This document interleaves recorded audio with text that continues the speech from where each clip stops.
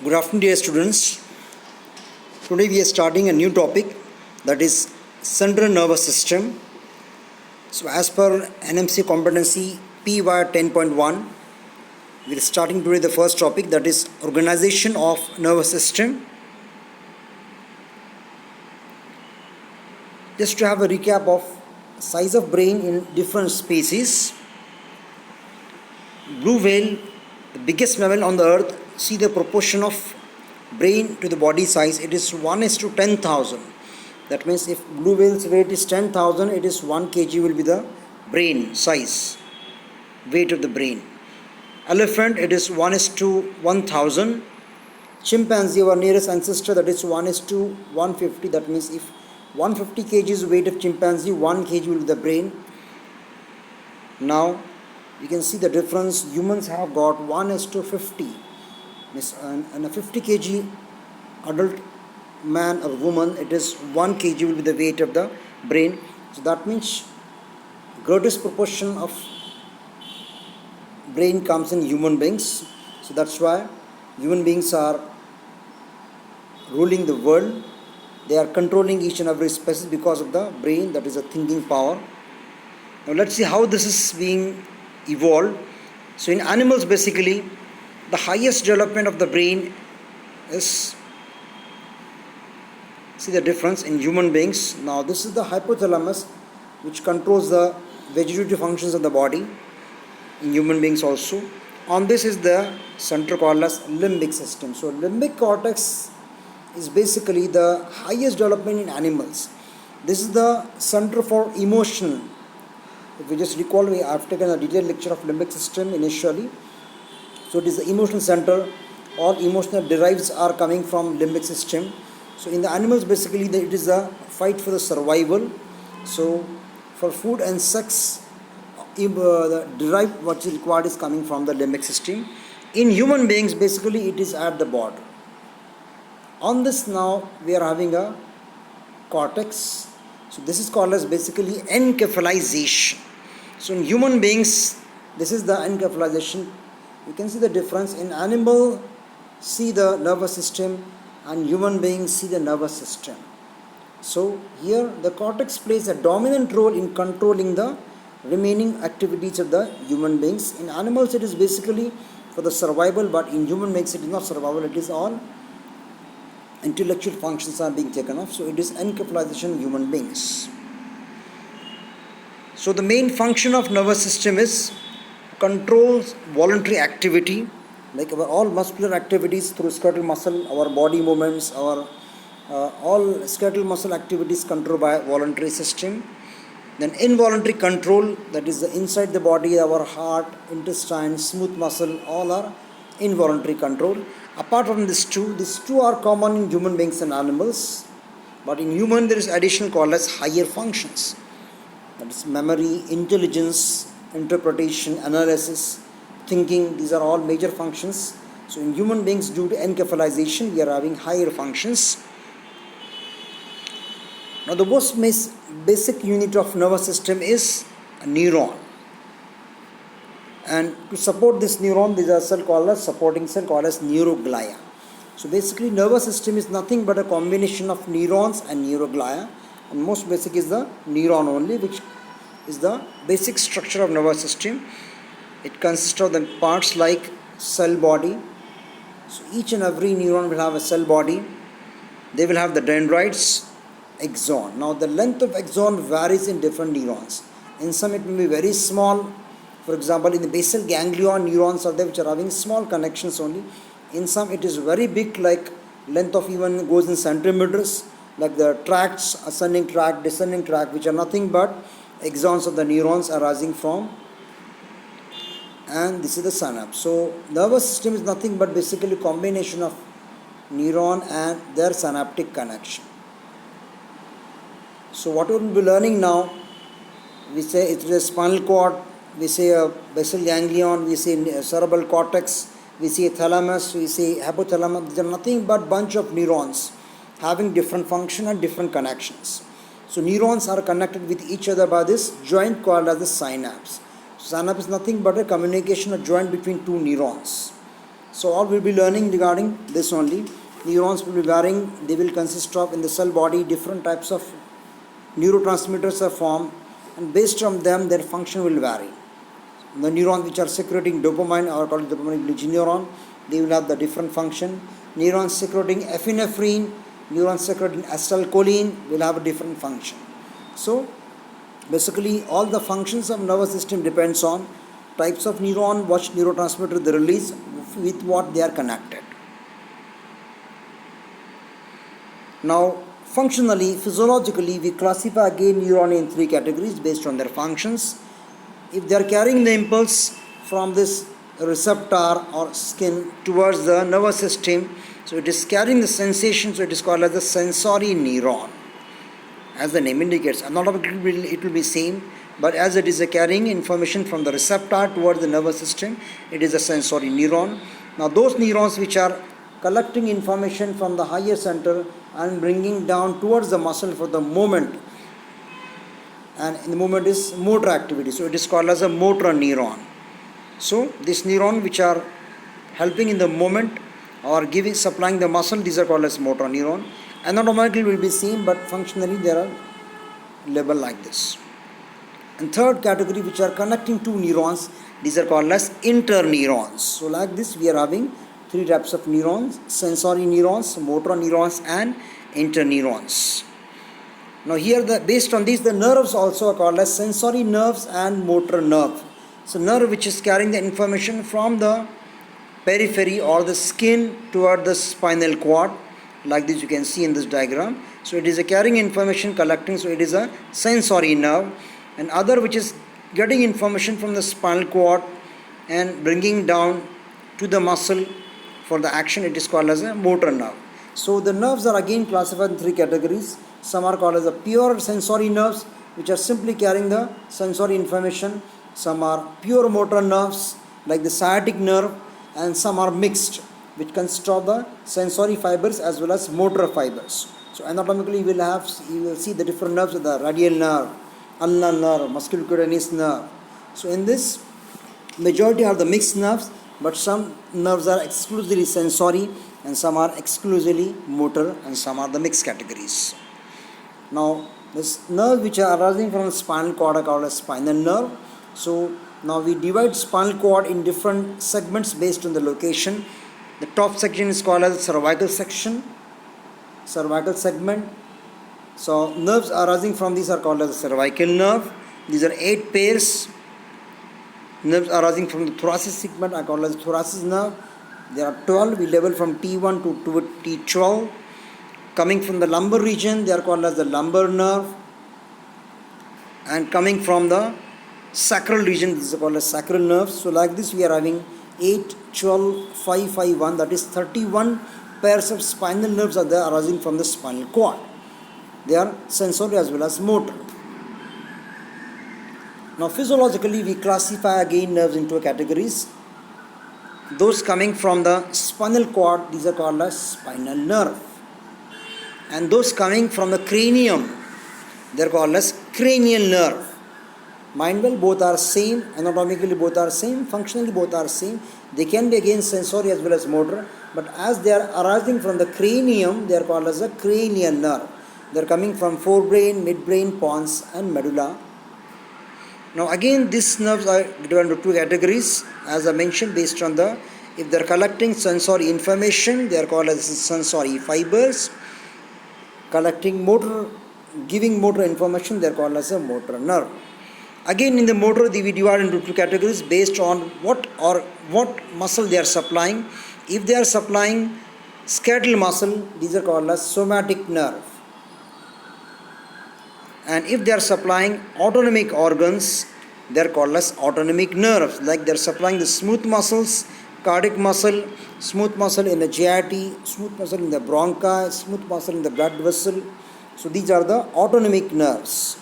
Now these autonomic nerves again divided into two categories based on their functional aspect. That is sympathetic, either releasing the sympathomimetic neurotransmitters, and parasympathetic if they are releasing acetylcholine, or they are also called as cholinergic. So like this is the functional division of nerves arising from the brain. Now if we take a segment of spinal cord, whatever information coming to the spinal cord, as we have seen that we are having 31 segments of spinal cord. From here 31 pairs of nerves are arising. So each segment is again a separate one. If you are giving stimulation to a sensory nerve, what happens many times, it gives the reflex back from same segment. Like this, if you stimulate the T10 segment of spinal cord, you will get a response at the T10 reflexly. But what happens, sometimes the reflex goes to upper segment also, spreading. So like this, the impulse might go to upper segment also. Under normal condition, this is being oppressed by the higher centers. And sometimes for interpretation or involvement of higher center, impulse always also goes to up through ascending track. So like this, impulse also going. So whenever there is a stimulation coming at the skin or the receptor, there can be three destination. One destination, impulse going to same segment. Second destination, impulse going to one segment up, that is from T10 to T9. And third destination is impulse going to the higher centers for interpretation or further actions. So like this, the impulse arriving to the spinal cord can spread to others also. Now there are three levels of integration. As I mentioned, sometimes impulse is coming back at the spinal cord only. For example, I am giving, suppose you need a bona fide certificate as a student of first MBBS, you are giving application to our dean office onwards, and next day or third day you will get the application, you will get your certificate. Means bona fide certificate is integrated at the college level. Similarly, some reflexes are integrated at the level of spinal cord only. But if you are giving some application for some higher, for example, scholarship, you are applying for the scholarship, you are submitting at the dean office, it will be submitted dean office, it will now go to the our DMER for further processing. So similarly, some impulses are going to the higher center like a midbrain level. So this is the lower brain or subcortical level for interpretation. For example, especially our cardiovascular reflexes, blood pressure regulation mechanism, respiration, these are regulated at the level of brain stem. So like this, interpretation takes place here. Now third, if you are giving your some document for verification, sometimes they are going to from our dean office, they will go to director office. For example, you are applying for some transfer, you want to get transfer from this college to other college, it will after first year. So your application will go from dean office, it will go to director, it will go to university, their interpretation will take place and they will try which college seat is available. Accordingly, they will give reply back to you. Similarly, some impulses are coming from spinal cord, they will go here from, will go to the higher center. So that is a cortical level or higher brain level. So like this, whatever impulses are reaching the spinal cord, sometimes they are coming back from here reflexly, sometimes they are going to higher center for interpretation. These are called as subcortical level interpretation, and sometimes they are reaching the highest center for coordination. Okay, so like this, there are three levels of integration for any response submitted.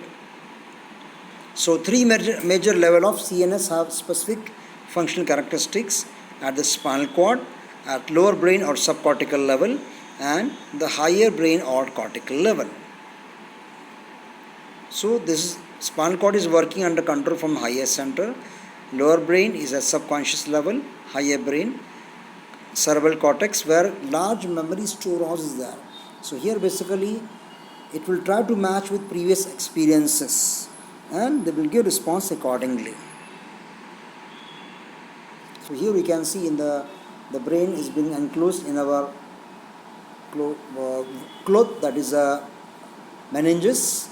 In that again three categories are there. You will learn anatomy in detail regarding the meninges, dura mater, pia mater and electron mater, and all these are being enclosed in the bony skull, which will be protection to this one. Now you can see these are the different receptors. These are making synaptic connection with the sensory nerves, and from here their impulse is going to the spinal cord and it is going to the higher center. Now from higher center, now this will collaborate with the different centers. You can see this is the frontal area, parietal area, okay, occipital area, frontal area. Now here, from here, impulses will interpret it and it will come back again for the reflex action. So all this we'll learn in detail each and every during our subsequent discussion of central nervous system. Now here I am now giving a very important basic sketch, a flow chart of functioning of nervous system. This is very, very important. So this is the part of the skin where we are having a receptor. So usually whenever we are doing any action, so action is based on two things. One is a reflex action. For example, while walking, suddenly my foot went on some of the nail. Suddenly I will pick up my, I will flex my knee joint. So that is withdrawal reflex. Now reason is that I got a pain sensation. So something is touching my skin, I withdraw it immediately. So my motor action of my limb is in response to a sensory.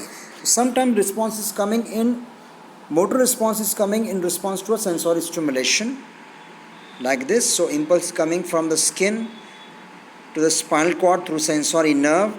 Now from spinal cord it will go to the higher center from the track. So this is called as it is ascending in this information ascending. So it is called as the ascending track. At the sensory cortex interpretation takes place. Now other times we do a motor action in response to some idea in the mind. For example, I am sitting now, I want to write on my blackboard. So something comes, I want to write, nervous system. So it is not my motor activity is not in response to a stimulus, but it is idea from the mind. I want to write this. So motor actions may be in response to idea from the mind. Okay, so these are the two things. One is motor response will be in response to stimulation of sensory cortex from this route, and other is idea generated in the mind. So whatever motor action we are doing, these are in response to these two origins. Now from both of this it will go to cortical association area, where we are having a memories.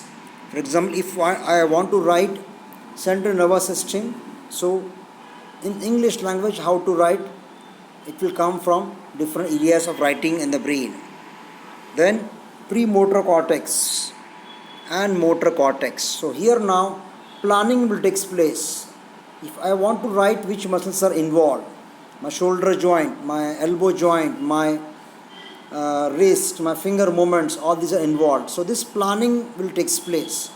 Now for execution, now this full will take opinion from its two of the good siblings called as basal ganglion. It will take its opinion what will do, what to do in this condition. I want to write on my blackboard, how much amount of contraction is required with the muscle. Other sibling is cerebellum. So these are called as two motor coordination areas. So they will control the rate of contraction, rhythm of contraction, force of contraction.